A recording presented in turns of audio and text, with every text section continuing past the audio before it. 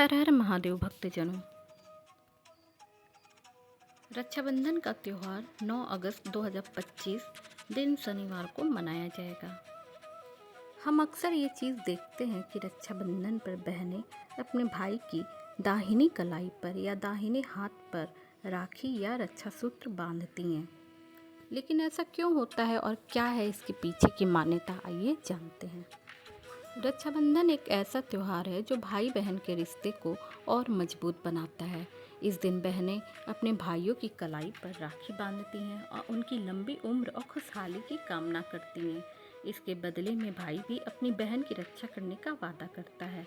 यह त्यौहार भारत में बहुत धूमधाम से मनाया जाता है। पंचांग के अनुसार रक्षाबंधन का त्यौहार 9 अगस्त दिन शनिवार को मनाया जाएगा। हर साल यह त्यौहार श्रावण मास के शुक्ल पक्ष की पूर्णिमा तिथि को मनाया जाता है। रक्षाबंधन से जुड़ी एक ऐसी मान्यता है कि राखी हमेशा भाई की दाहिने हाथ में ही बांधनी चाहिए।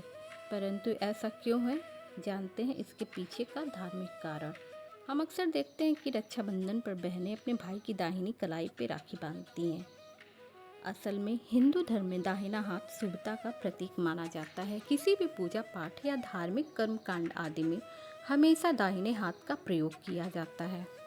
जब कोई पंडित यज्ञ कराता है या पूजा करवाता है तो वह भी व्यक्ति को दाहिने हाथ से आहुतियाँ देने को ही कहता है। यही वजह है कि राखी जैसा पवित्र सूत्र भी भाई के दाहिने हाथ पे बांधा जाता है। दाहिने हाथ पर राखी बांधने की दूसरी मान्यता है कि दाहिना हाथ कर्म का हाथ होता है, यानी जो भी पवित्र कार्य, रक्षा या सहयोग करने वाले काम होते हैं वह इसी हाथ से किए जाते हैं। बहन जब राखी बांधती है तो वह भाई से यही उम्मीद करती है कि वह हमेशा उसकी रक्षा करेगा, हर परिस्थिति में साथ खड़ा रहेगा। इसलिए यह रक्षा सूत्र उस हाथ पर बांधा जाता है जो कर्म, संकल्प और शक्ति का प्रतीक होता है। इसके अलावा यह भी माना जाता है कि भगवान विष्णु, श्री राम और श्री कृष्ण जैसे कई प्रमुख देवताओं से जुड़ी धार्मिक क्रियाएं भी दाहिने हाथ से ही की जाती है। इन्हीं सब परंपराओं को ध्यान में रखते हुए आज भी दाहिने हाथ पर ही राखी बांधी जाती है। आइए रक्षाबंधन की पूजन विधि जानते हैं। रक्षाबंधन के दिन सुबह उठकर स्नान करना चाहिए और साफ सुथरे कपड़े पहनने चाहिए। फिर पूजा की थाली तैयार करना चाहिए जिसमें आधा घी वाला दीपक, मिठाई, चावल, रोली, राखी और फूल रखा जाए। इसके बाद घर के मंदिर या पूजा की जगह पर बैठकर भगवान गणेश और माँ लक्ष्मी की पूजा करें। गणेश जी को सबसे पहले याद करना शुभ माना जाता है क्योंकि वे सभी बाधाएं दूर करते हैं।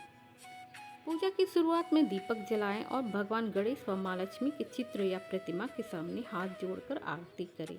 फिर राखी की थाली में रखी रोली से भाई की माथे पर तिलक लगाएं। उसके बाद बहन उसकी कलाई पर राखी बांधती है और उसके अच्छे स्वास्थ्य और जीवन की खुशहाली के लिए प्रार्थना करती है। पूजा के बाद एक दूसरे को मिठाई खिलाएं।